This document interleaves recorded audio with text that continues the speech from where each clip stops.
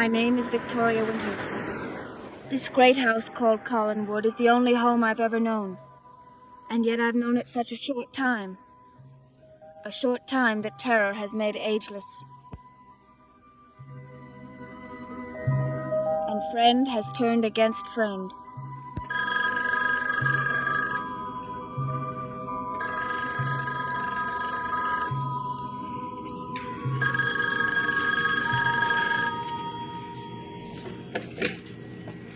Hello. Are you alone? I'm alone. Except for the devils in my brain. What kind of an answer is that? No Malloy left. Evans, are you still there? Can you hear me? Has Malloy gone? Yeah, he's gone. You want him? You'll probably have to get him at the office. I don't want him, you fool. I want to know what happened between you. Nothing happened. Why should anything happen? You only had a few friendly drinks. Is there anything wrong in that?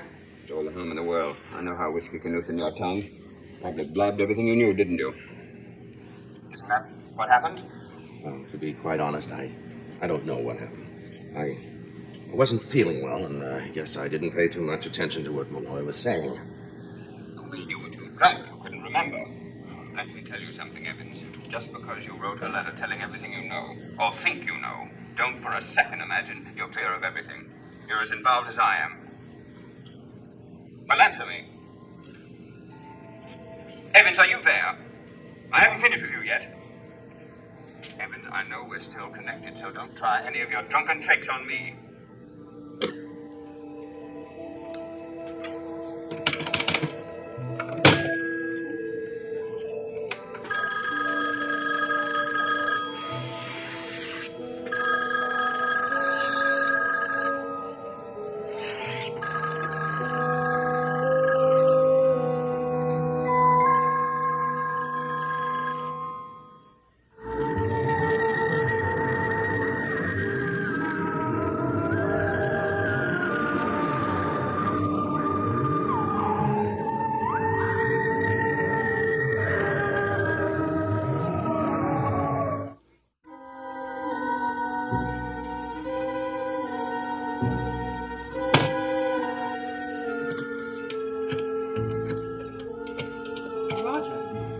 Oh. I was just trying to get the office on the phone. Isn't that where you should be? Well, if you must know, I had a perfectly valid reason for being home. I prevented your daughter from meeting Burke Devlin. Oh, why would she be meeting Burke? Well, that, of course, is open to the wildest speculation. Oh, don't be silly, Roger. How did you prevent the meeting? Well, she left her ring at the restaurant and Burke found it, and she had every intention of going back to get it from him. When you were a girl, didn't you accidentally on purpose leave something behind as an excuse for returning? Do you think she's really interested in this man? She's your daughter, my dear, and your problem. I have my own problems with my son. Well, at least your problems with David won't be financial ones. Oh, I see. Now we're going to discuss what happened to my inheritance. Well, if you must know, I spent it. But I had fun with my money, Liz. I enjoyed it. Can you say the same? No, I can't. The difference is that I still have some.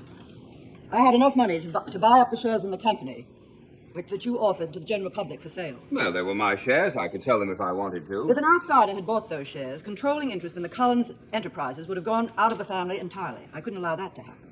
Did it ever occur to you that you could have left this mausoleum, my dear sister, and gone out into the outside world? My place is here. I know. 18 years of self-imposed imprisonment. And for what? Surely a departed husband isn't worth waiting for. Why do you say departed? Well, he departed from this lovely house on Widow's Hill, didn't he? I have no intention of discussing Paul with you. Why didn't you tell me about Ned Calder's telephone call last night? Oh, well, I forgot. If it was anything important, he'll call back.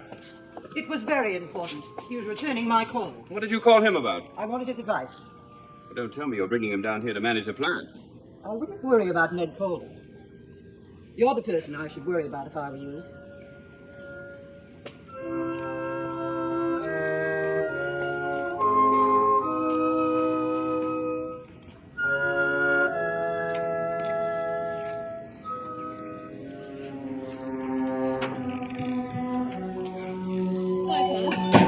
Maggie's at work. Who are you? Well, Maggie was at work, but she forgot her shopping list and decided to come home and get it. What? Okay? What in your phone? Well, I did. Mysteriously enough, there was no answer. Oh, I heard the telephone ringing. I was busy. Doing what? Crossword puzzles? Well, I started a sketch, but I didn't like it. It's Burke. Pop, you caught him just right. Why did you want to destroy it? I had to. I wanted to destroy it before it destroyed me. Maggie, I tried to run away once. Why did you stop me? Why didn't you let me run away when I had a chance? Don't worry, Pop. We'll lick him yet.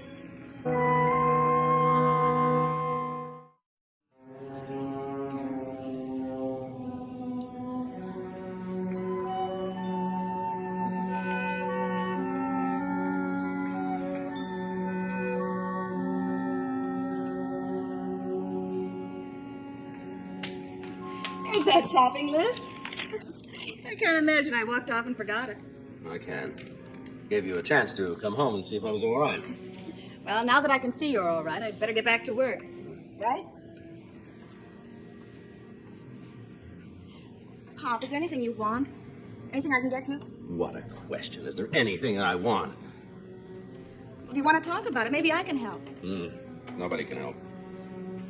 Well, how about if I make you a hot cup of coffee? No. Why is it that all women think that a cup of coffee is a cure-all? Oh, Pop, you'd be surprised how many of the solid, upright citizens of Cullensport come into my restaurant in need of a hot cup of black coffee. Hey, maybe I should go into the blackmail business. What'd you say? Nothing. Oh, what is it, Pop? Come on. Get it off your chest. It's nothing. I tried to do a portrait of Burke, and it just didn't work out. It's been a long time since I've done one, and I just want to know if I'd lost my touch. I don't think so. I don't think that's it, Pop. I think it's the man himself. Burke? We were always good friends. Why should that make any difference? He's different, Pop. And somehow his coming back home has made everybody else different. I wish he'd never come back. Then it is Burke that's bothering you. No one's bothering me, but myself. When I've had too many drinks, I talk too much. Well, from the looks of this bottle, Pop, you must have recited everything you ever knew. I hope not. Who are you doing all this talking to, Pop? Was it Burke? No, it wasn't Burke. I like Burke. I like him very much. I hope that he likes me. I would hate anyone that did him an injustice. Are you talking about what happened 10 years ago? The accident? Then it must be Roger Collins, you mean? Maggie, you don't know anything at all about it. Now just let it alone. Just let it alone!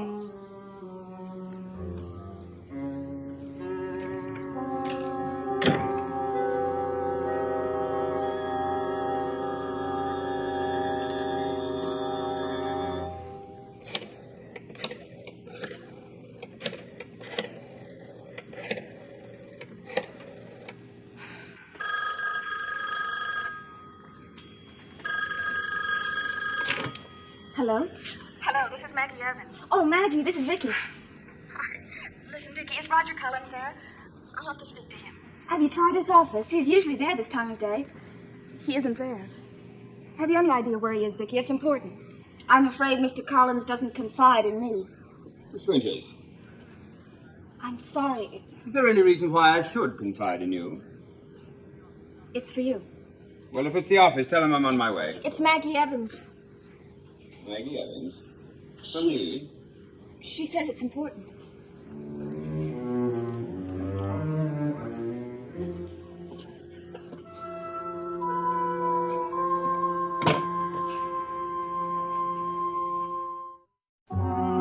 Why did you hang up without even talking to her? My dear Miss Winters, I'm late for the office as it is, and I have nothing to say to Maggie Evans. But if you told me, I could have said that you were busy.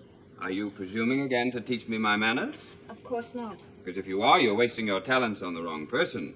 I was under the impression that you were here to tutor my son, not me.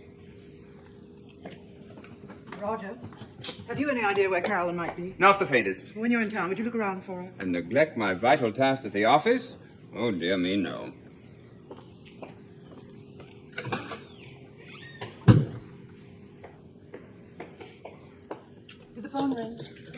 while ago. It was from Mr. Collins. Oh, I'd hoped to hear from Carolyn. Well, she called me earlier and told me that she might not be in for dinner. Oh, I wish I'd talked to her myself. Well, she didn't want to disturb you. She told me to tell you that. Perhaps she had a date with Joe Haskell. Of course, that must be it. He seems like a very nice boy. I think so, too. But I can't help wondering if Carolyn might not be looking for a very clever man. If you think she's serious about Mr. Devlin, I wouldn't worry. She hardly knows him. Perhaps that's what intrigues her. I'm sure she planned to meet him later this afternoon. Fortunately, my brother was able to stop her. If Carolyn planned to meet him, I don't think anyone could stop her. Well, if you'll excuse me, I think I'd better get back to David.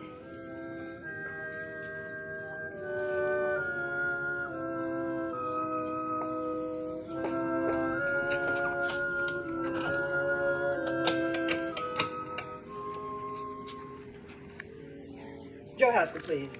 Oh, Joe, this is Mrs. Stoddard. Oh, Mr. Stoddard. Listen, I meant to call you. Well, to apologize. There's no need to, Joe. I'm sorry I made such a fool of myself. Well, that isn't what I called about. I assume you're seeing Carolyn tonight. To tell the truth, I haven't even talked to her. I'm afraid she might be a little sore at me. Then you didn't plan on having dinner with her? No, at least I don't think so. I'm not too sure about anything that happened last night. Maybe I do have a date with her. I hope so. Joe, is Mr. Malloy there? No, he's not, Mrs. Stoddard. I don't know where he is. He hasn't been in all day. When you have a chance, will you come by to see me? I'd like to talk to you. Sure, Mrs. Stoddard. Bye.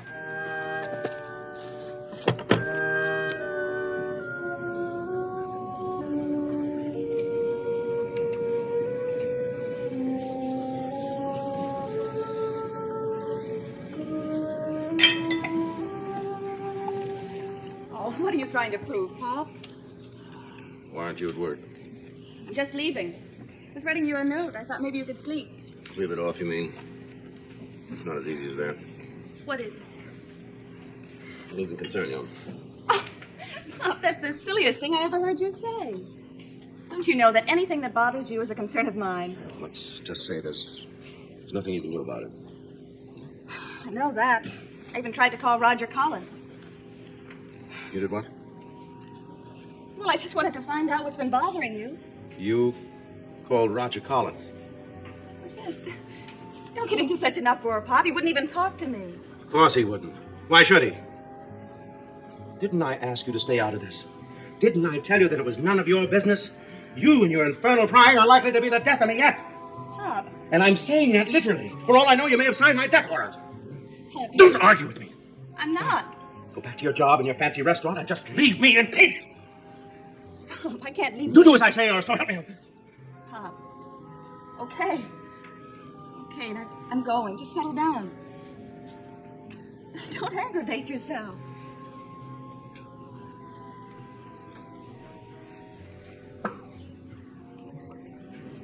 Just remember, you're all I have.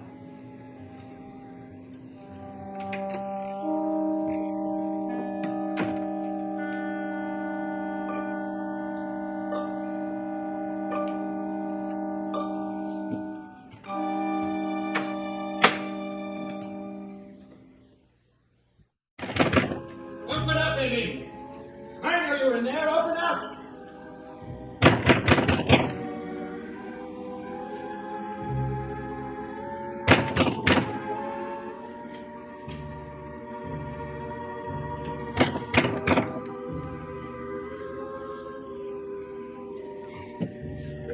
Who is it? Roger Collins. What do you want? I want to talk to you. Don't be an idiot. Open the door.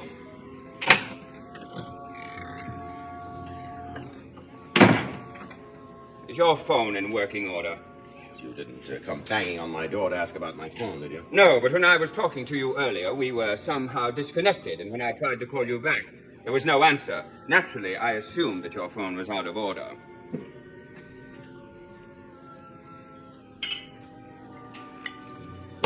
You've had enough of that. I want you to tell me exactly what you told Bill Malloy last night. I told you I don't recall telling him anything. Did you speak to anyone else? You don't think much of me, do you? No. Well, what we think of one another is infinitely less than we deserve. You got me into this. No, I didn't. Your greed did. And since you are in it, you've got to stay in it. Then what are we going to do about, Why has Malloy been pumping me? The question is not why he was asking information, but whether or not you gave him any. Oh, I'm sure I told him nothing. What did you tell your daughter? Maggie? Nothing. Then why did she call me at my house? Oh, I don't know. You know that she did call me. Yes. She was just here. She said she tried to talk to you, but you wouldn't talk to her on the phone. Why should I? Unless she has information to give or to sell. She doesn't know anything. Anything to say against you, she thought you might be able to tell her why I was so upset, that's all. And she's more naive than she looks. He threatened me. Do you hear what I said? I almost raised my hand to her. I think it might have been an excellent idea if you did. I never thought I could hate a man as much as I do you. The feeling is entirely mutual. What a pity that neither of us can do anything about it.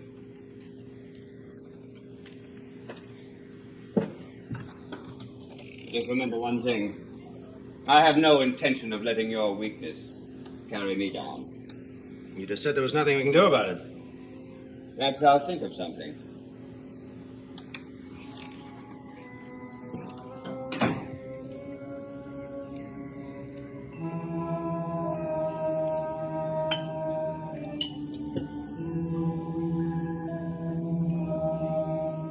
Perhaps I will, too. Operator, will you ask if there's any other number I might reach Mr. Calder? Very well, try him then. Oh, never mind, I'll put in the call later. I didn't know you were on the telephone. It was nothing important. I'm going into Collinsport. I wondered if there's anything you needed. No, I don't think so. How do you plan to get there? Walk. The exercise will do me good. I don't see why you don't get out more. I'm sorry. You needn't apologize. Of course, it must seem odd that I haven't got off the grounds in all these years. I'm sure you wonder why. I think that's your affair. Yes, it is. Will you be home for dinner? Oh, yes. Well, if you run into Carol and ask her to call me. I will. I'll see you later.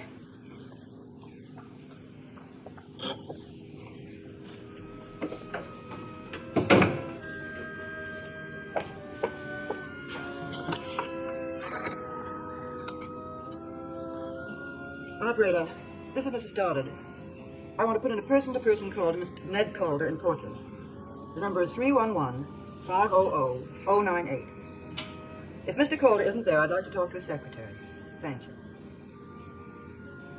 Oh, hello, this is Mrs. Elizabeth Collins Stoddard in Collinsport. Do you know if Mr. Calder is planning to come to see me? I see. Is there no way you can reach him? Oh, very well. When you hear from him, ask him to call me. He has my number. Tell him it is most important. Thank you.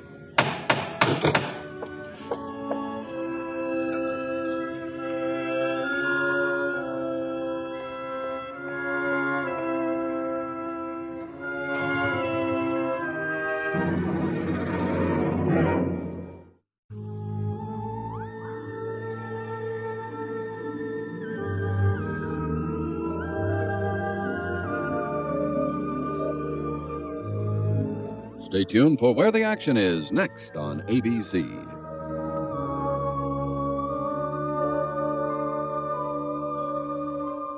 Dark Shadows is a Dan Curtis production.